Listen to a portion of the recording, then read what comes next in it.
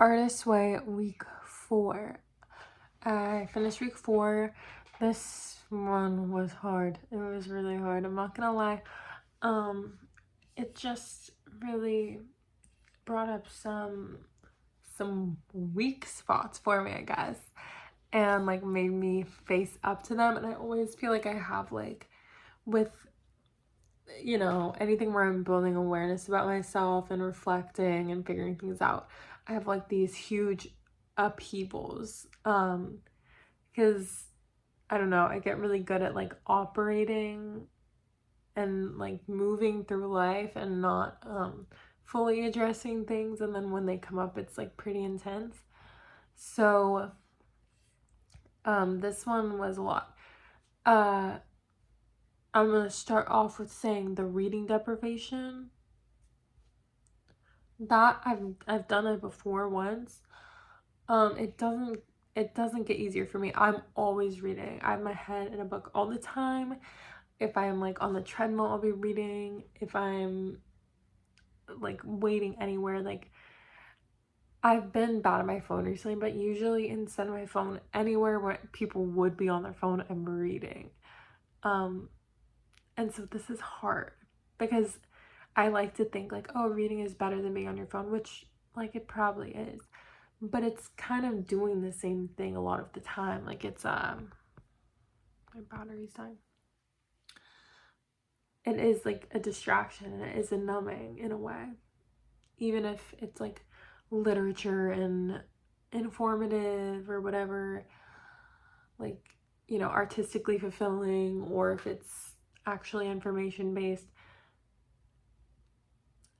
I'm still like not fully experiencing things. And like if I have emotional discomfort, any kind of things that come up like that where I want to distract myself, I always have that. So not having that was very big. And I'm going to be honest, I'm going to be so honest with you. When I went into it, I was like, oh, I'm just going to get rid of all distractions while I get rid of reading. The first few days, I was on TikTok, which I don't even normally go on TikTok. I re-downloaded TikTok. I was on TikTok for like probably 4 hours each day. I don't even know how that is possible. Like, I really don't. And that's so embarrassing. Like, TikTok, come on. And my brain literally felt like I was in hell. I don't know how else to describe it. Like, I was possessed or something. Like, some dark entity took over my brain. Like, I really don't know how else to describe it. So I was like, okay, that's probably enough of that. And then I slowly weaned off that as well for this week. So it was hard, and it was very uncomfortable.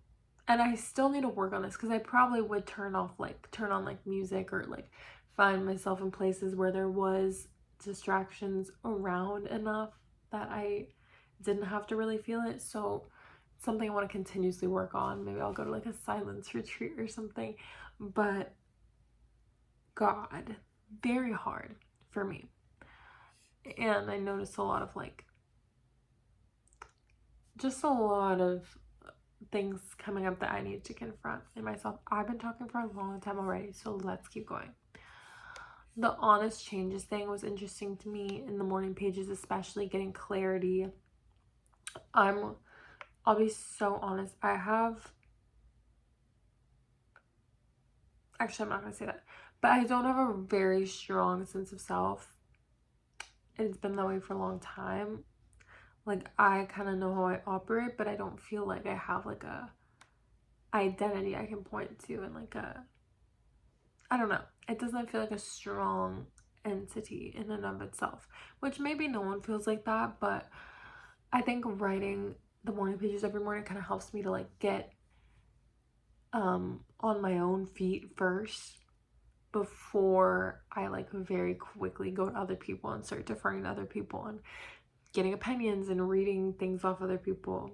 I like am forced to deal with myself first, which has been so good for me. And yeah, I like the clarity that comes with that. But oh my God, when they talk about like kriyas, I don't know if I'm saying that right, but it's so real because that's the same thing I was having with my reading deprivation. Like, just this like, my body felt like it was falling apart. I was just like, felt like I had the flu, body aches, weak. And the same thing happens like every time I step myself out of a bad situation. The week after, I feel like so sick. I'm like, was that the wrong choice? But it's like my body purging it, basically. Like my body recovering. It's crazy. So, yeah, I guess it's just shows me that I'm detoxing or something. And, oh, the search and discard impulse and like how that causes grieving too.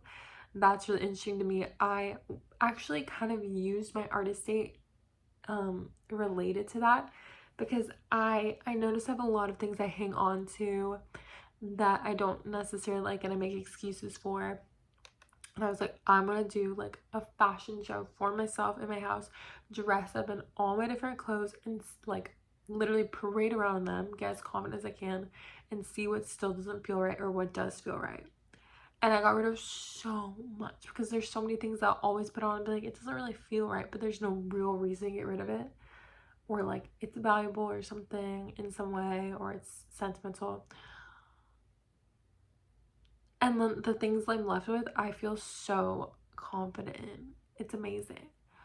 So that one was huge for me in terms of like being able to apply that to my artist day. And I don't know, I like the idea of wiping the mirror, and just like becoming really aware of like who you are, like where you've been misaligned and things like that. Because I found some things out about myself and about the patterns I've been falling into, and oh my god, like it called me out. It really did.